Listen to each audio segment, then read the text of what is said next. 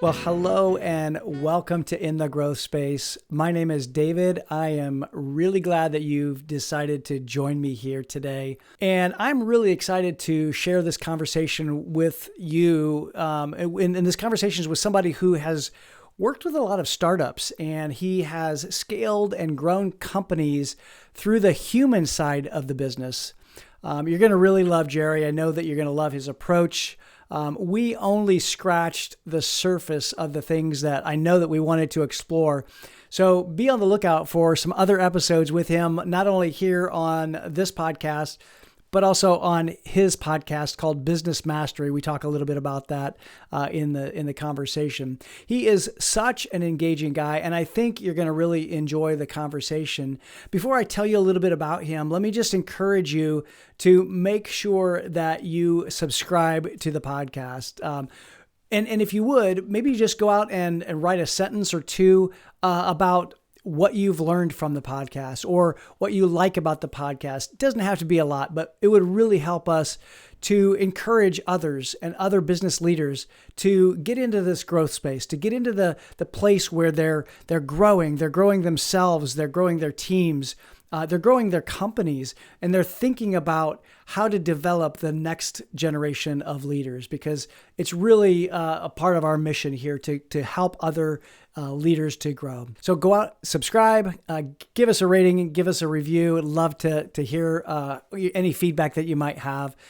And let me then just tell you a little bit about Gerry, because he's got such an amazing history, especially with startups and scaling companies. Gerry's a 25-year veteran of the tech professional services industry. And in that time, he's been a recruiter, he's been a salesperson, he's been a manager, a consultant, a trainer, executive, speaker, business owner, and even a best-selling author. We'll talk about his book in the podcast. And really through all of it, all of this experience, his primary focus has been on building successful teams. And utilizing all of that experience, Gerry has created the Destination Employer methodology to empower startup, scale-up, and early-stage companies to consistently attract, recruit, and retain the top talent that they need to fulfill their critical missions. This methodology was derived from the successful engagement that he's had with more than 75 early-stage companies and his own startups as well. And he's built highly performing teams. And from this experience, he also wrote the #1 best-selling book, Destination Employer.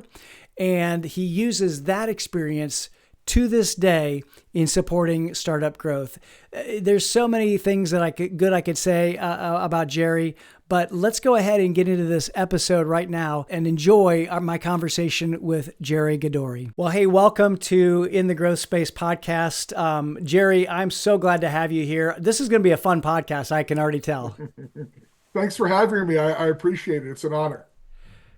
Well, I know a mutual friend of ours introduced us, and that's always a good thing when a mutual friend introduces people, and we have a lot in common. I know that you just took on a fractional CEO role or an interim CEO role. I've done some fractional CEO work, and I would love to just first and foremost have people share a little bit about who you are, because you've got a fascinating background. I know that you're a U.S. Marine and you've got an immense business background. So share a little bit about yourself. Before I do that, I have to share one thing. Our mutual connection was a guest on my podcast. That's how we had met. Yes. And Right. to this day, one of my favorite episodes, because we didn't agree on some key points, and it made for an exciting and a little bit spicy episode, which was pretty cool. I love it. I love it. I'm a former U.S. Marine, did signals intelligence in the Marine Corps. From there, I joined the business world as a technical recruiter, moved on from there to sales and branch management. I ran the New England territory for Kelly IT, and in those days, a $6 billion piece of business. From there, I was the principal consultant and sales trainer for a company called Menepsha Group. So we did sales and recruiter and management training in the technology services space. Started my own company doing much of the same, But that rapidly grew into taking interim executive roles in technology service spaces, and the Mm, diversity of type of client increased. So at Menepsha, we're about 90% technology staffing firms. And indeed, my Influence Understood, rather, my own company, that grew into a MuleSoft implementation company, custom software development company, things of that nature. And I learned more in that window of time than in the 20 years preceding it. You learn so much wow. from stepping into other companies, seeing what Yeah. works and what doesn't work. And probably the single biggest takeaway for me was that 80% of what they do is the same and only 20% is different. And then from there, gosh, Yeah. I wrote Destination Employer, which hit #1 on Amazon. And I've spent the last 3 years running Redbeard Solutions. I love it, man. We're going to talk about your book as well because fascinating concept, a fascinating, methodology as well. So let's first talk about what what are some things that you've seen as you've stepped into. You talked about stepping into other companies. What do you see that some companies have done right, and then maybe what are some things that there are pitfalls that people need to kind of watch out for when they're trying to grow and scale their companies? I'd like to say culture, and I only hesitate in not saying it because it's so cliched now. The Right. reality is that every time you put a group of human beings together, a culture forms. The question is, did you Mm-hmm. engineer the one that best serves the mission and values of the company, or did you just Mm, rely on the luck of a group of humans getting together? And it goes yeah. without saying which of those is the more successful. So for those reasons, I'm going to skip culture, though I think it would be a valid answer. I'm going to say Yeah. this. No organization ever outpaces the growth of its leadership. And the Mm, companies that yes. consistently grow over time are the ones where the leadership is committed to continued growth. Less than Mm-hmm. 10% of all US technology services companies ever break $10 million in revenue. And the reason is Mm. nearly always the same. The leaders didn't continue to grow. Wow, that's so fascinating. It's fascinating hearing it from somebody else. I've said that a lot, especially here on the podcast. And sometimes I think it's self-serving because it's what I do. I work with emerging leaders. However, I know it to be true. I've seen it in companies as well, but hearing it from somebody else, it just kind of helps kind of validate, some of the things that I believe. So what are some of the things that you've noticed that really help attract good people? Speaking of people that are growing, how do you attract good people to an organization? Absolutely. So there are a couple of predecessors to that question I have to resolve first. The first Sure. is, and I'm going to bring culture up again, even though I just so quickly That's dismissed good. it. You have to make sure that your company's real culture, not what you as the CEO would like it to be, not what you dream Mm-hmm. about at night, but your real culture is represented in anything that you put forward as your employer brand. The second Oh is yeah. that you need to understand as a leader that your company's LinkedIn page isn't your employer brand. It's a piece of it. Mm, Any mm-hmm. person who's looking at your organization is probably going to look at that, but they're also going to look at the brands and the social media presence of all the Mm-hmm. leadership team, most especially the person they'll be reporting to. So Oh you yeah. and your team are a piece of that brand. And Right. then the other piece of it that a lot of folks forget, I use LinkedIn as an example right now because most of our clients are probably there. It's the biggest business networking site in the world. But if Right. your business isn't a B2B business, it's entirely possible that your ideal candidate doesn't live on LinkedIn like ours does. So you've got to make sure Mm-hmm. your employer brand is in the right place. I'll, for instance, that Oh, that's good. I do a fair amount of work in the government contracting space, in the intelligence community. The intelligence community is not well represented on LinkedIn. These folks don't I'm keep big sure. social media presences. So if you're expending Yeah. all your energy there, you're fishing in a swimming pool, not a pond.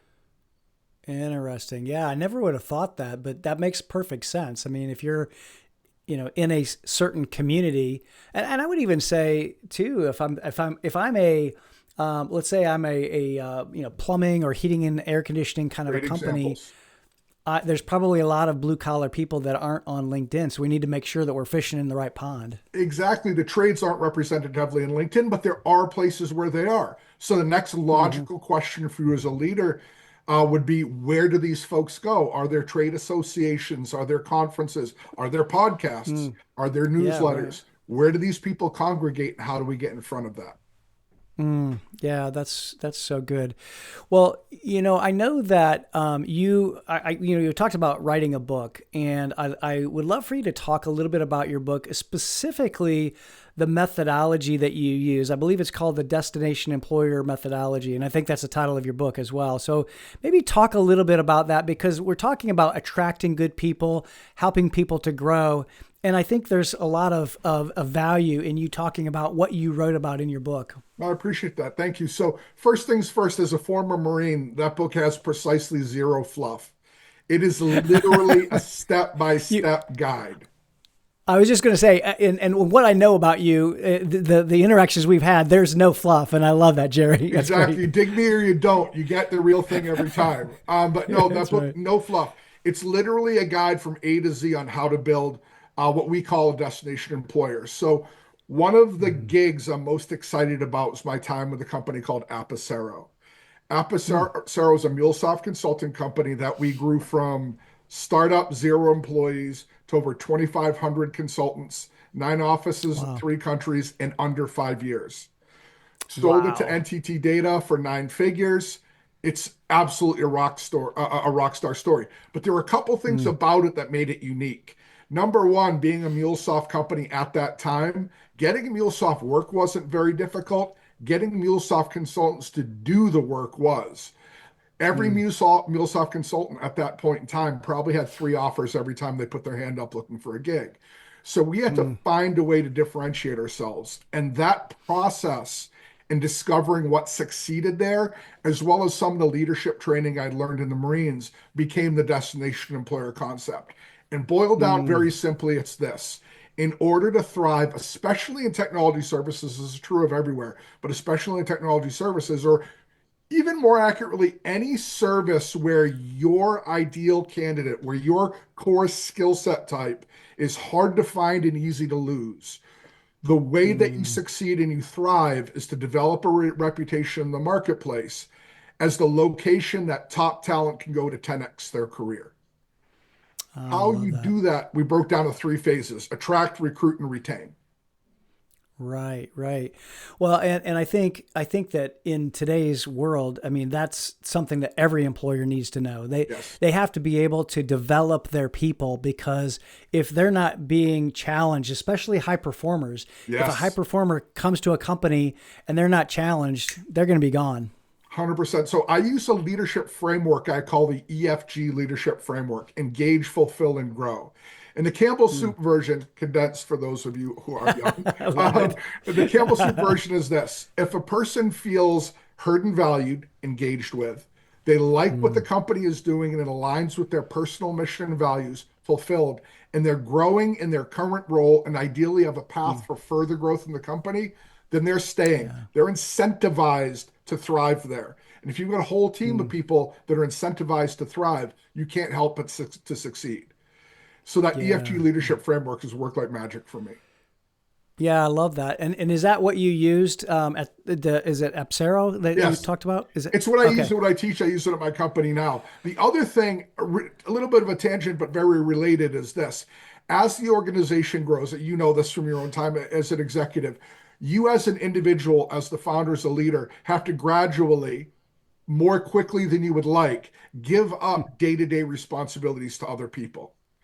Yeah, And yeah. where I see the ball dropped so often is when the company starts to grow beyond the grasp of one person's ability to lead. That Hmm, person, and then ultimately the executive leadership team, fail to empower and grow the layer of leaders under them. And let me give you the hmm. best example of failure I can think of. Have you Sure. ever worked with a company that was amazing? So you talk to all your friends about them. You're like, these guys are the best. I love everything about them. They're awesome. They all start working with them. They have the same experience. And then as that company really starts to blow up, suddenly they're terrible to work with. What's Hmm. happened is that initial leader team failed to grow the group under them, and they lost the culture. They lost what made them special. So Yeah, part of yeah. that next step in that EFG leadership Hmm. is to make sure that the leaders you're growing are doing the same thing with the layer under them. Yeah, yeah. I think it's such an important point, Gerry, and I really hope our listeners start to pick that up because it's not enough for me as an executive to train and develop and the next level of leaders, but I have to basically like train the trainer. I have to show Yes, them how to 100%. do the next level. And because as we grow as a company, as a company grows and scales, we're going to have to put those layers of leadership in, and we have to teach them how to do that. So I guess my question is then is how do you create the framework or put the framework in a rapidly growing company? Because you did that in under 5 years, and man, I got to believe that almost like every day was a heat-seeking missile day. Well, so there's a lot of pushback against hustle culture, which I understand. But I will tell you Yeah, that 5 years is a blur to me because it felt like we worked sure. 7 days a week and often did. Yeah. But there are three real pieces that empower that. The first is Mm, this: you have to empower the people under you to make decisions. That means yeah. being okay with them occasionally being wrong. Wrong. Yeah, The it's good. second thing is you've got to keep your pulse on what's happening in the team. And one of the techniques that we use that worked really well for us is we called it grandfather counseling. So Mm, if you report, so actually, let me take one step back. This is that I never let a team grow beyond 7 people reporting to one person. In my okay. lived Yeah, sure. experience, you can't effectively lead more than 5 to 7 people. That will vary Hmm. based on the types of jobs, the complexity, the length the team's been together, all of those things, your own abilities. But somewhere in that 5 to 7. By the way, 100% steal out the Marine Corps. The Marine Corps starts with a unit of 4 called a fire team. 3 fire teams Fire make a team. squad, 4 squads make a platoon, et cetera, et cetera. Built exactly the Hmm. same way. So, Love it. so when you're growing that layer under you, the way that you ensure that the values that you want distilled, the culture that you want grown are happening, is you have periodic counseling sessions with the person under the person that reports to you so Oh that you yeah. can see firsthand how they're working. This isn't meant as a Hmm. gotcha, of course. Right. This is meant to Right. ensure that the things that you need done are being done the way you need them done. And you can Yeah. better train your person if you see how they're training others. Mm, yeah. Well, and it's an interesting concept because as you were describing that, it reminds me. So I've worked with a Google executive, and they call it skip level. So they're encouraged to have skip levels, and it was Yeah, kind of coming the other way. So it would be that person that was under the person that reports to you, and going to their boss's boss, just to be able to have a check in and to be able to kind of find out, hey, what's going on? These are the struggles that I'm having, and quite frankly, it kind of helps with that leader that's in between those two levels to make sure that their blind spots are exposed, but also blind spots shored up because every leader that I know that's high performing wants to know what their blind spots are yes. and then respond to appropriately for that. And I'm starting to feel like I'm speaking in cliches, so forgive this.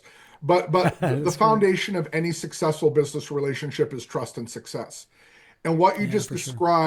described requires a high level of trust. If I report Yeah. to you and I'm not sure that you're in my camp, I have Hmm. zero interest in exposing my weaknesses to you. So so Right. so there has to be real trust shown over time so people are Hmm. comfortable exposing those weaknesses. Because you're right, every Yeah. high performer wants to improve. But if they don't see you as an ally, and if potentially they see you as a threat, they would be foolish to rub over and show you their belly and their throat. That would just be Yeah, dumb. right. That would be, yeah. No, I get that. Yeah.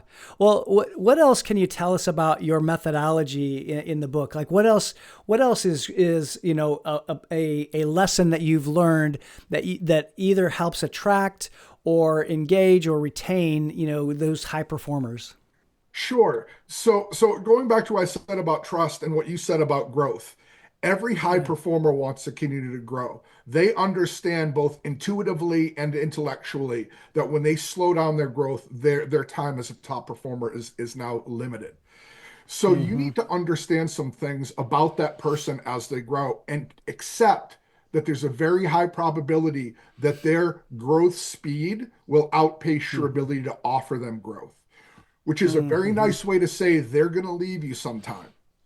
Right. And Right. when that time comes, understand you didn't catch them climbing out the kitchen window with the family silver.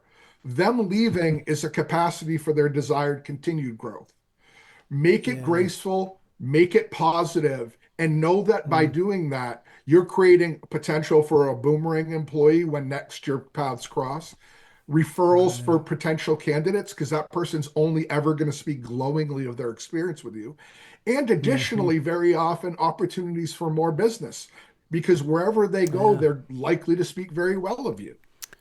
So, Yeah. so that's Exactly. one piece of that. The other piece, again, is that trust. So I focus predominantly on the people side of the business at Redbeard Solutions. We help companies Yeah. to grow the people side. So one of the things Yeah. we tell them, and again, I mentioned the destination employer methodology, attract, recruit, retain. In order to retain effectively, your mission and values have to align with the mission and values of your folks. You find that Mm-hmm. out when recruiting. So your Oh recruiter should yeah. be asking questions like, David, what are you trying to achieve in your career? What's important to you? What Mm-hmm. drives you? They should be finding those things out. And those things Mm, should become a part of the new hire orientation. And the new mm, hire yeah. orientation should feed the employer review and career development stuff. So if I know that Mm-hmm. you're trying to achieve a certain level in a certain period of time, I know that family is important to you. I know that whatever it is, your personal mission Sure. values are. I put that into new hire orientation. That tells you that my recruiters weren't just selling you a job. We take this seriously. When we map Right. out what you're trying to achieve and I incorporate that into your employer reviews are largely maligned because they're so one sided and so poorly done Yeah. typically. But when I put in Right. there, hey, David, we look to achieve in 3 months this goal, looks like we did it.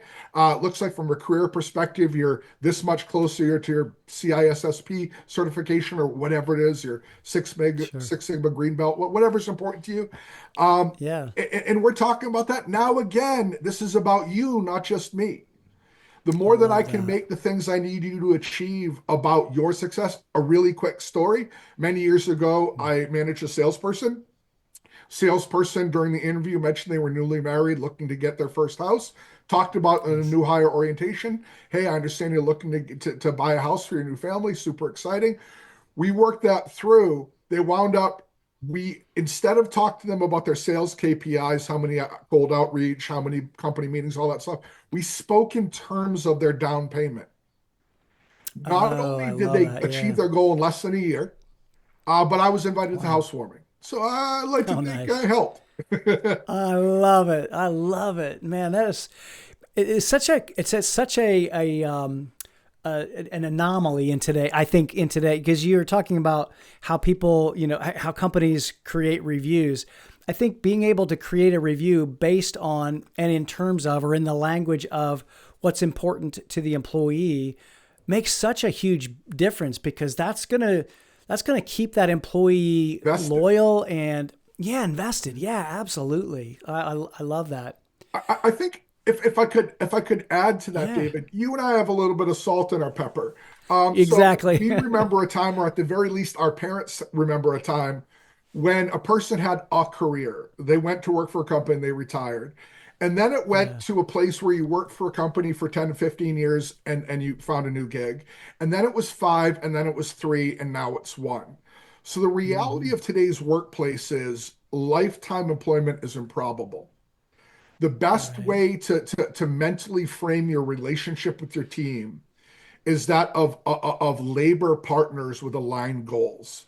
And just like Oh, any I other like that. partnership, the more you know Mm. I care about your outcome, the more likely you Hmm. are to care about mine. So by turning the Yeah. employee review into from a one-sided, poorly constructed thing to something where we're talking about the success of our mutual relationship, which means your development as well, the more vested Right. you are in that. So it Mm-hmm. really is just a Mm. matter of understanding the realities of the modern workplace and basic. I'm a Right. former Marine sergeant. I'm no rocket scientist, and this I can understand this. So it's not advanced psychology to know that people care about Yeah. themselves and their own best interests. Play to that, Right. you know? Right. Exactly. It's the what is it? The WIIFM, what's in it for me kind Exactly of a correct. mentality. No, I totally agree. Man, so I like one of the things that you just said, I think is really key that I'm hoping that our listeners pick up on. And that is the era that we live in, the business community environment that we live in is an environment that's different than probably the ones that we grew up in. I know my father-in-law Wildly. worked for the same company, yeah, same company for I don't know 40 years and got the gold watch, the whole 9 yards. We don't live in that environment anymore. And I think like you said, if we look at it from a perspective of how can we be strategic partners and be able to care enough about your development as a leader, as a partner, um, and you're going to care about what I care about then too. It's reciprocal, and I Exactly. think that if leaders will understand that, it'll go so much better. And I think the other thing I wanted just to comment on real quick is, you said something about if it, or when someone moves on, they're going to speak more highly of you if that is a well crafted and maintained relationship, even if they move on, because all they're looking for is to continue to grow. And sometimes you can't provide that as a business, and so you need to be able to let them go, and then your paths might cross at some future time. So at Apicero, we developed what we called an alumni group. Anyone who Oh, that's left our cool. organization, the rare ones that were bad, we didn't do this with, but everyone who left our Sure. organization, we maintained contact with. We reached out with a periodic newsletter, we scheduled Yeah. events, we did things with. That alumni group got so effective that when we would Hmm. have an event, we would always walk away with a boomerang employee, referrals to candidates we didn't have otherwise didn't have access to, potential new business, both partnering and direct. It Hmm. was an amazing thing. And it's so low effort and high yielding. I, for my life, Yeah. can't understand why more people don't do it. Right. Well, and I wonder if it's just a changing of mentality, changing of being an adversarial relationship. Sometimes I think that because we've been programmed in a different era, that leaders see an employee relationship as adversarial, or you're just providing me some work and we're going to provide you a paycheck. But if we look at it a mutual relationship, that's a different mindset, I think. 100% agree. And I think a big part of that, surprising no one listening, is ego. But Sure. but but yeah, you're right. The more that people understand that you legitimately care about their outcome. So I'm hiring Hmm. a few new folks to my team. I hired two. I'm looking to hire three more. So when I interview these folks, when I do my little monologue, I always say, look, these are my commitments to you. When you leave my organization, I hope many, many, many, many years from now, you'll be a better person, a better business person than when you joined. Hmm. Then role specifically, you'll be a better recruiter, digital marketer, whatever it Sure. is that they do. You'll be better Yeah. at that role. Mm. And should your path include starting your own business, I'll help you start it. Here's what I need from you in Right. return. And then I share with, Yeah. again, that's pretty role specific, but the Sure. short version is we don't work a 9 to 5 job. I don't expect you to work every day, but there will be times when you've got to talk to somebody off the clock or off the, Yeah. regular day schedule. Number two, Yeah. I expect you to be a continuous learner. We're going to talk about the books you read. I care. It's Yes. important. Love it. If you're not reading new stuff, I don't have time to read it all. I read about 2 or 3 books a month. That's all I have time for. Yes. Yes. Oh, Yes. so No, I yeah, love so it. we go Yeah. through those things and we set that from the beginning. Setting and managing expectations is another critical part of leadership. So So if true. I know what success looks like, I know if I'm Mm. doing it or not. If I don't know what Right. success looks like, I'm guessing. And human brains are wired for the negative. We were little tiny Hmm. monkeys in, next to big, big, mean animals. So we weren't wired to find the cute little bunny. We were wired Right. to find the saber-toothed tiger because only one of those is going to kill us. So when Right. people don't have all the info, they fill in with the scary thing. So if you're not communicating, I Right. tell people this when we're doing change management exercises in companies.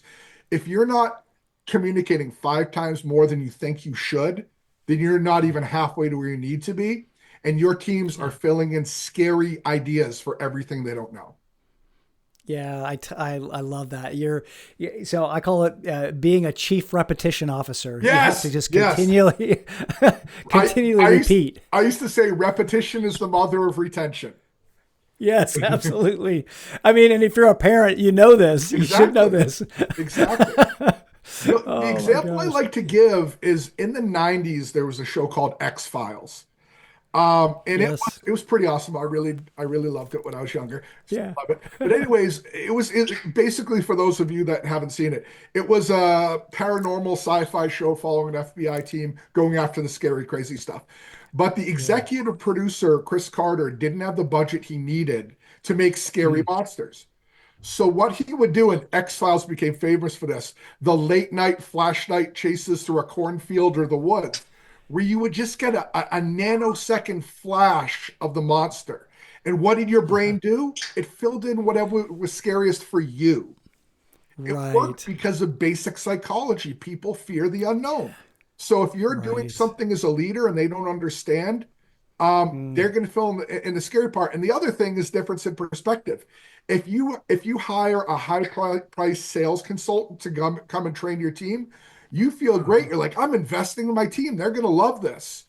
But it's very Hmm. possible they're going to see my boss thinks I can't sell. I am in danger. Sure, sure. So you definitely have to communicate that and make Yes. sure that you're constantly communicating. No, that's so good. Something that you said a moment ago, I wanted to come back to for just a half a second because when you're talking about developing people and creating a path for them to continue to grow, that then naturally takes my mind to a place of succession and succession planning. Yes. How do you kind of teach those senior leaders, especially, that you have to prepare for those eventualities? It's like anything we're planning for, right? And especially in a rapidly growing company, we've got to be able to provide the opportunity to and plan for, hey, if Joe leaves, who's going to fill that position in or that role? So I usually start with them. So David, what's your exit strategy? Uh, Yeah. and Okay. just listen to how prepared they are. If it's a casual plan, then I know there's no succession plan beneath them. So we Right. start there, and then I quote Stephen Covey shamelessly. Seven Habits of Sure. Highly Effective People is, in my It's opinion, the great. most important business book ever written. So, It's great. Yeah. I talk to them, begin with the end in mind. The decisions, your Hmm. exit plan and strategy and timeline is going to influence the decisions that you have to make now heavily. So I get Hmm. them thinking about that, and then I bring up, okay, now let's say I'm dealing with a founder CEO and they have a full executive team. What happens if the CFO leaves? What are your plans then? Is there anybody in the team that can carry that person's torch until you get a true CFO in their place? Is there anyone you can Right. raise up to that level internally? And then we start working Hmm. through. And when by starting with them, it makes it Hmm. more real because I've already got them envisioning their exit. So now Yeah. they're in a mental framework, a mental space where they can envision other people leaving without it feeling threatening. It doesn't feel like we're discussing Yeah. disloyalty. We're just looking at an Right. eventuality. Yeah. And looking at it kind of from a different angle. Yeah, I totally get that. Oh, Gerry, this is really. It seems like it's revolutionary, but it seems like it's just it for me. It's common sense, but it's not so common. How do you help business leaders start to think differently? What are some things that you're doing in Redbeard Solutions that you're helping people to think differently? So the one piece that's probably the hardest for people to understand, but once I get them past, makes everything else fall into place, is the interconnectedness of it all. So again, Mm, I tend to focus on the people side of the business. So attraction, right. recruitment, and retention of the best talent.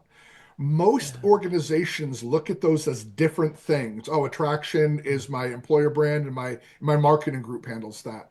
Recruiting, Hmm. obviously, my talent acquisition handles that. Retention, HR brings in a leadership person every quarter. We go eat, cold pizza and listen to them talk over lunch, and that's that. No, not the case. All of those things are pieces on a continuum and they all feed each other. The more that you understand that Yeah. interconnectedness of how one decision makes an impact or a ripple in another, the more all of Yeah. this becomes logical. And the core of it all is the simple Hmm. concept that every business relationship is built on a platform of success and trust. If one of those two things Hmm. isn't there, if success isn't there, there's not a reason for us to have a relationship. If trust isn't Yeah. there, we're never going to work at a high level because I don't Hmm. believe you. So Right. if you Right. keep that in the center of your mind when you're talking to your junior new salesperson, when you're talking to your CFO, that is what I'm saying making a deposit into that relationship bank? Thank you, Dr. Covey, or a Yes. withdrawal. I know I have to make 3 deposits to make every safe withdrawal. So, Hmm. so if we're thinking that way, I'm building that person up. And that doesn't mean you accept bad performance. Not at all. Right. Again, setting and managing expectations. But Yep. that's how you do that. You understand everything is connected. It all comes down to business relationships, and you feed those relationships. Yeah, I love that, Jerry. Gosh, you just brought out so many good things for our listeners, and I really appreciate your your perspective and even just your methodology. It's really well thought out, and I think that's awesome. So. Tell people, how do they get in touch with you? How do they learn more about Redbeard Solutions? I'd love to let. Yeah, there you go. How do people get in touch with you? I am the easiest person in the world to find. But LinkedIn, I spend an embarrassing amount of time there, my LinkedIn profile. If you send me a I love it. connection request, I will accept it. And then just DM me after about whatever you want to know. If you look on one of my websites, destinationemployer.co, there's consultation booking there. If you look at redbeardsolutions.com or redbeardsol.com, don't because that site needs to be redone. It's on the list, I know. Those are Okay. probably the best ways to reach me. I will say this, if you do decide to get my book on Amazon, when you add it to your cart, if you don't already have and don't annually read Dr. Stephen Covey's book, Seven Habits of Highly Effective People, I will say this, buy it before mine because Hmm. it is the most important business book ever written. It Yeah. is not an exciting So good. read. The man is not exciting. He's no Stephen King, but the material is 11 out of 10. Yeah, I was just gonna say it's so solid. Yeah, it's so solid. No, I love that. Well, and I don't forget about your podcast. I mean, Yes. Business Mastery is a place that they can go and hear you. I know you interview some really amazing people. You talk about startups, you talk about scale ups and growth there, and I love that. That's why I know that we're really aligned because you have a focus on that as well. Is there anything else that you'd like to talk about or share with our audience that maybe I didn't ask you or we haven't talked about? Gosh, there's so much we could cover.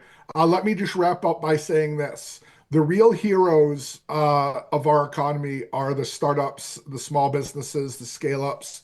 We're the ones Yes. that come up with true, invigorating ideas and concepts. We're the ones that create most of the jobs. The work we do is important. So Yeah, that's right. watch shows like David's, like mine.